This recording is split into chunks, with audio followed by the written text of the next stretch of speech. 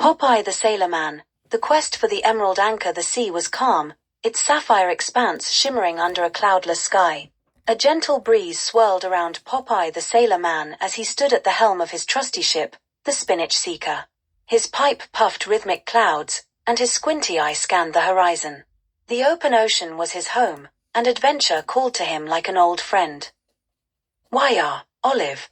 Popeye shouted toward the galley, where his sweetheart Olive Oil was rummaging for supplies. "What's for lunch?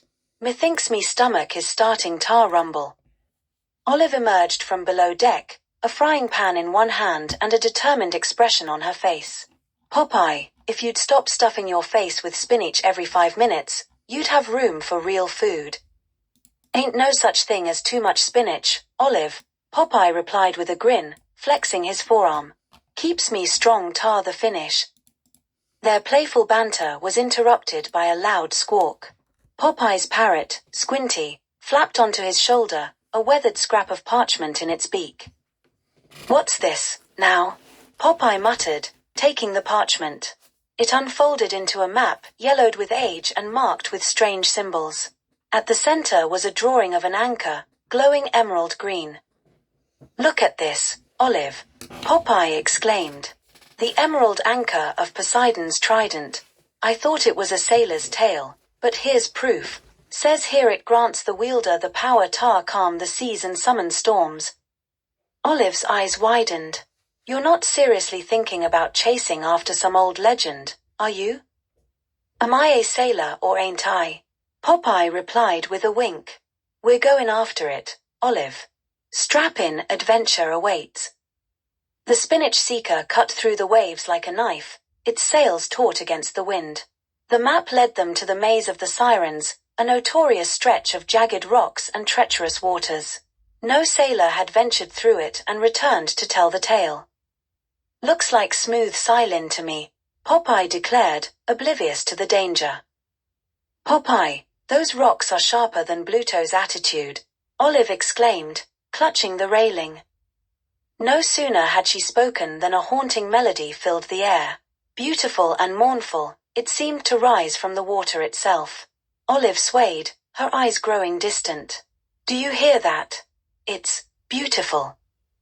Popeye grabbed her arm. "Snap outer it, Olive. That's siren song.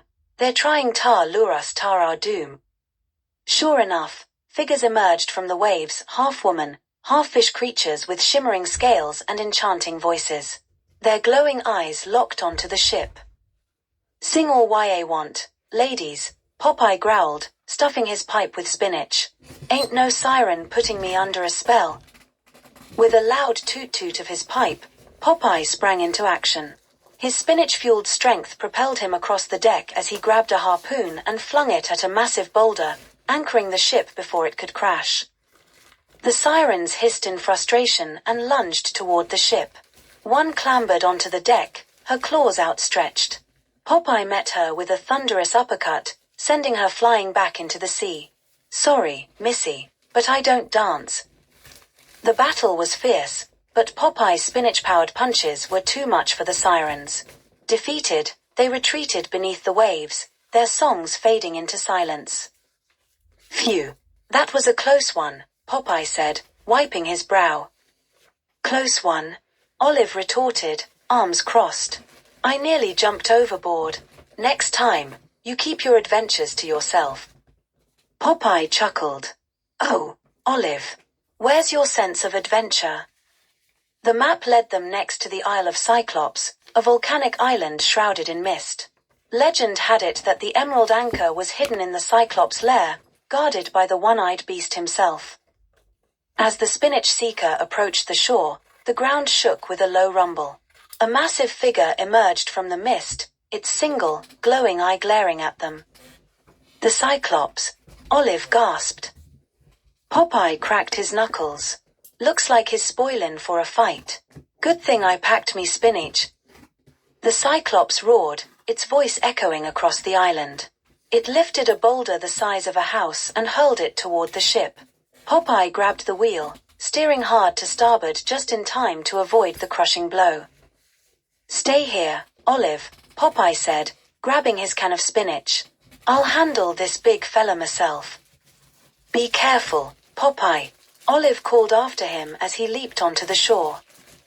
The Cyclops charged, swinging a massive club. Popeye dodged nimbly, his pipe puffing away. You're a big one, ain't ya, he said, landing a solid punch to the beast's knee. The Cyclops howled in pain but swung again, narrowly missing Popeye. The sailor downed a mouthful of spinach, his muscles bulging with newfound strength. With a mighty leap, he landed on the Cyclops' shoulder and delivered a spinning punch to its eye. "Ya shoulda stayed in bed, ya oversized oaf," Popeye quipped as the Cyclops toppled with a thunderous crash. Inside the Cyclops' lair, Popeye and Olive found a massive stone door engraved with ancient symbols. At its center was a keyhole shaped like an anchor. "This must be it," Popeye said. "The emerald anchor's right behind this door." "But how do we open it?" Olive asked, frowning. Popeye examined the map, then noticed an inscription near the bottom. It says, "The key lies in the heart of courage." Before they could puzzle it out, the Cyclops' roars echoed from outside. "He's gettin' back up," Olive exclaimed.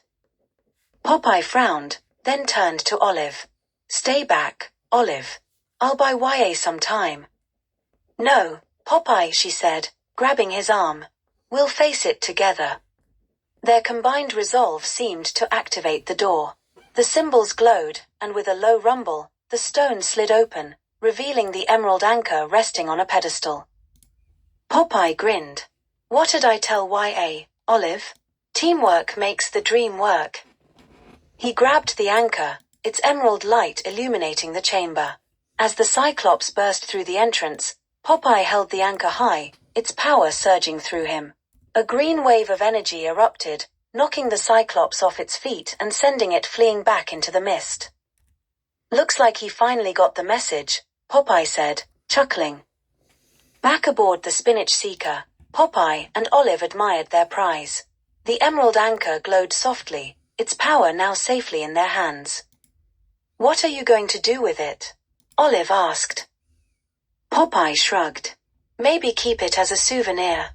Or use it to calm the seas on stormy nights. Either way, it's safe with me." As the ship sailed into the sunset, Popeye puffed on his pipe, the wind in his sails and a song in his heart. "I'm Popeye the Sailor Man. Toot toot."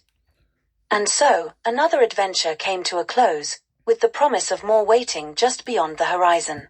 The end.